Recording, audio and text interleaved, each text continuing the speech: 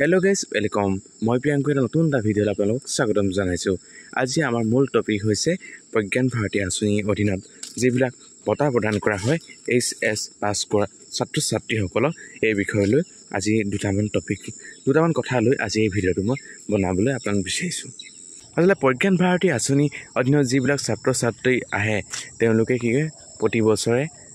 তেওঁলোকে পাছ কৰি যোৱাৰ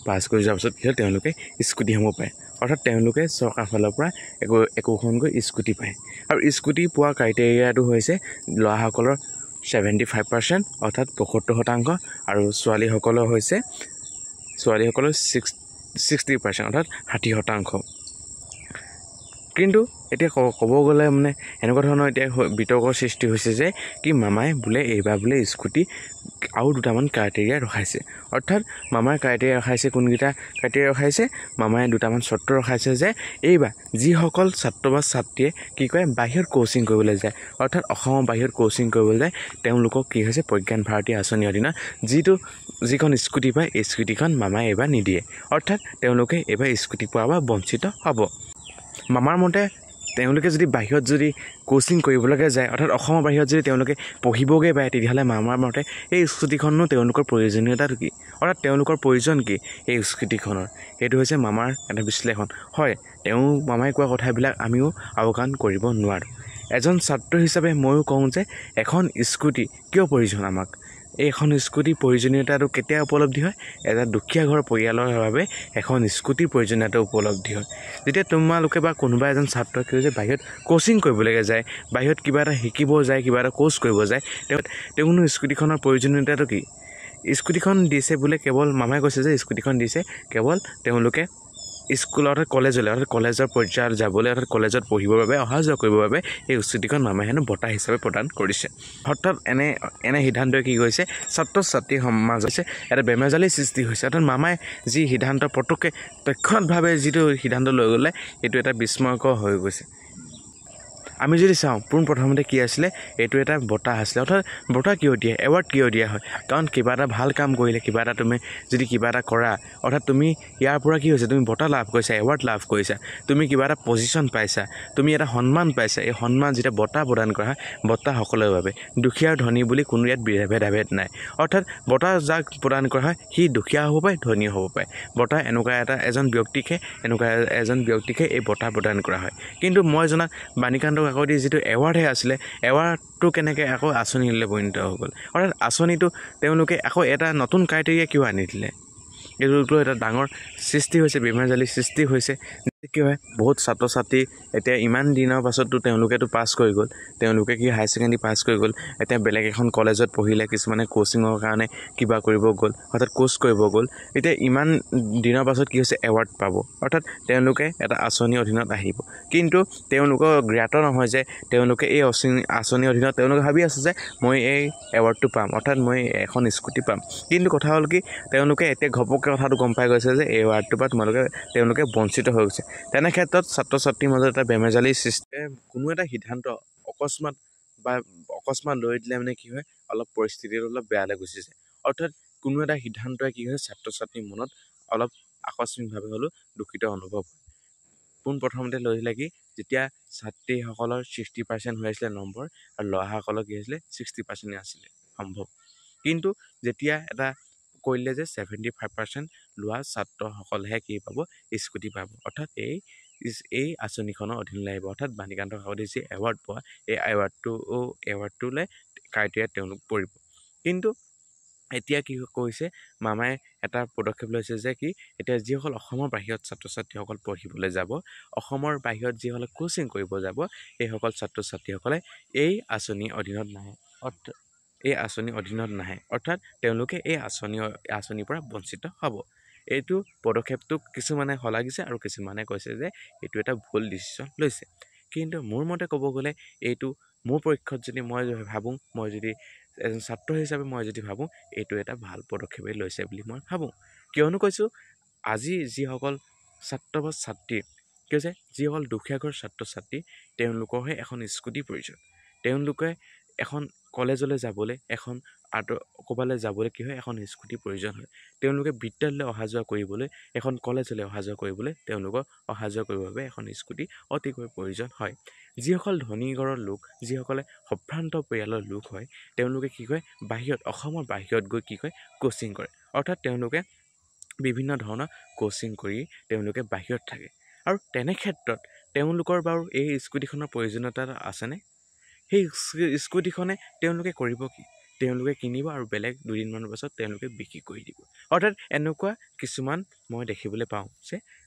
দেখিছোঁ কিয়নো তেওঁলোকে স্কুটিখন কি কয়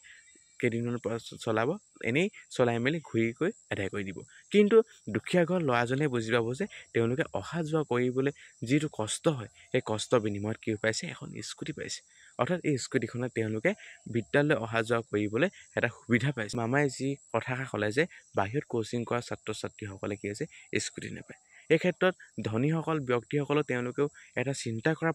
চিন্তা কৰিব লাগে বুলি মই ভাবোঁ যে দুখীয়া ঘৰৰ ছাত্ৰ ছাত্ৰীগৰাকীয়ে এখন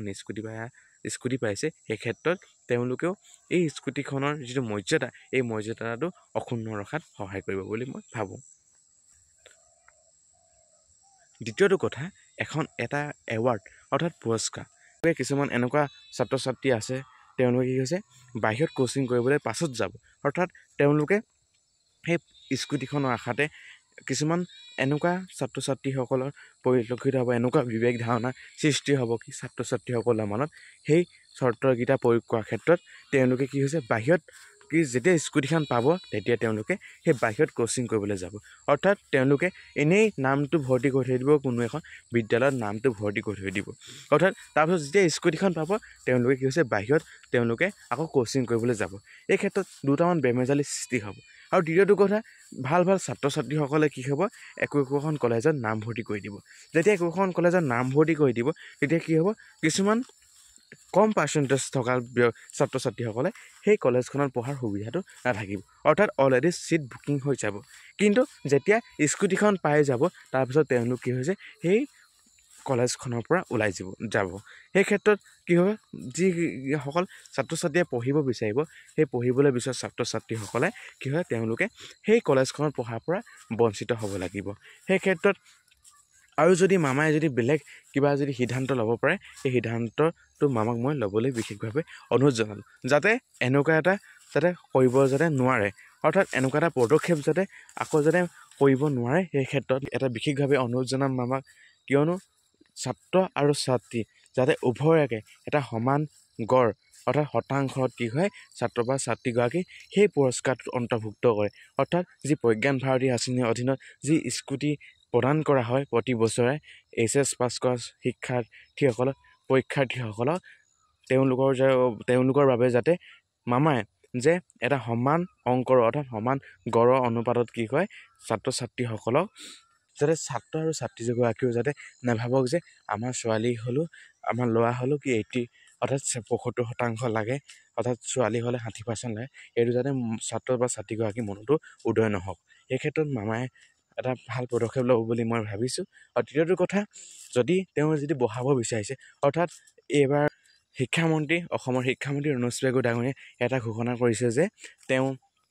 পৰৱৰ্তী পৰ্যায়ত যি আঁচনি অন্তৰ্ভুক্ত হ'ব যি প্ৰজ্ঞান ভাৰতী আঁচনিৰ অধীনত যি স্কুটিসমূহ বিতৰণ কৰা হয় অসম চৰকাৰে এই অধীনত 80% অৰ্থাৎ 80% পোৱা ছাত্ৰ ছাত্ৰীসকলে সেই আঁচনিত অন্তৰ্ভুক্ত কৰা হ'ব এই ক্ষেত্ৰত ৰণোজ পেগু ডাঙৰীয়াক মই বিশেষভাৱে ধন্যবাদ জনাইছোঁ তেওঁ ছাত্ৰ আৰু ছাত্ৰী বুলি একেলগতে কোৱা বাবে কিয়নো কৈছোঁ তেওঁৰ মাজত বিভেদ ৰখা নাই কাৰণ ছাত্ৰ আৰু ছাত্ৰীগৰাকী দুয়োটাই যদি আমাৰ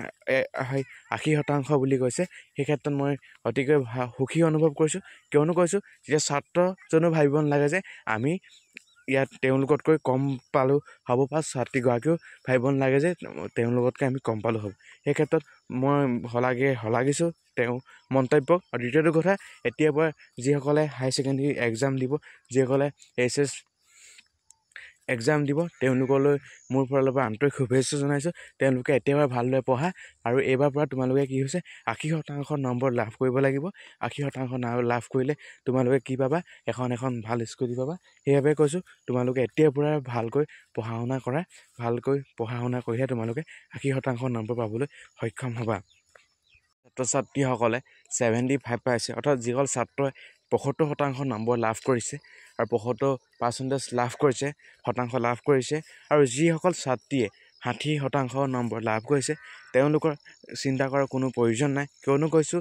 কাৰণ যিসকল ছাত্ৰ বা ছাত্ৰীয়ে বাহিৰত কোচিং কৰিব গৈছে তেওঁলোকৰ বাবেহে এই যিটো পদক্ষেপ লৈছে, এই পদক্ষেপটো লৈছে। কিছুমান সিদ্ধান্তই ছাত্ৰ ছাত্ৰীৰ মনত এটা বেয়া প্ৰভাৱো পেলায়। সেইবাবে কৈছোঁ কিছুমান সিদ্ধান্ত চৰকাৰেও এটা ভাবি চাব লাগে, কাৰণ এইবাৰলৈ যাতে সকলো ছাত্ৰ ছাত্ৰীকে কি কৰে এই আঁচনিৰ পৰা বঞ্চিত নকৰে। সেইবাবে মই চৰকাৰখনক বিশেষভাৱে অনুৰোধ জনাম। এই ক্ষেত্ৰত চৰকাৰখনকো মই বিশেষভাৱে অনুৰোধ জনাম যে চৰকাৰখনে এইবাৰলৈ যাতে সকলো ছাত্ৰ ছাত্ৰীকে এই আঁচনিখনত অন্তৰ্ভুক্ত কৰায়, আৰু দ্বিতীয় পৰ্যায়ত যিসকল ছাত্ৰ ছাত্ৰী আছে তেওঁলোকৰ বাবে এখন নতুন নটিফিকেশ্যন জাৰি কৰে, অৰ্থাৎ তেওঁলোকৰ বাবে এটা নতুন SOP জাৰি কৰে, তেওঁলোকৰ বাবে নটিফিকেশ্যন আকাৰে প্ৰকাশ কৰে। সেইক লৈ মই চৰকাৰকো বিশেষ অনুৰোধ জনাম, আৰু এইবাৰলৈ যাতে সকলো ছাত্ৰ ছাত্ৰীয়ে পায় মই এইটোৱে ভাবিছোঁ, আৰু সকলোৱে যোগ্যতা বলত তেওঁলোকে পাম বুলি পঢ়ি আছিলে, আৰু তেনে ক্ষেত্ৰত চৰকাৰকো মই আহ্বান জনাম যে এইবাৰলৈ তেওঁলোকে যাতে সকলো ছাত্ৰ ছাত্ৰীয়ে যাতে সেই বঁটাটোৰ পৰা যাতে বঞ্চিত নহয়। আজিলৈ ভিডিঅ'টো ইমানেই, ধন্যবাদ।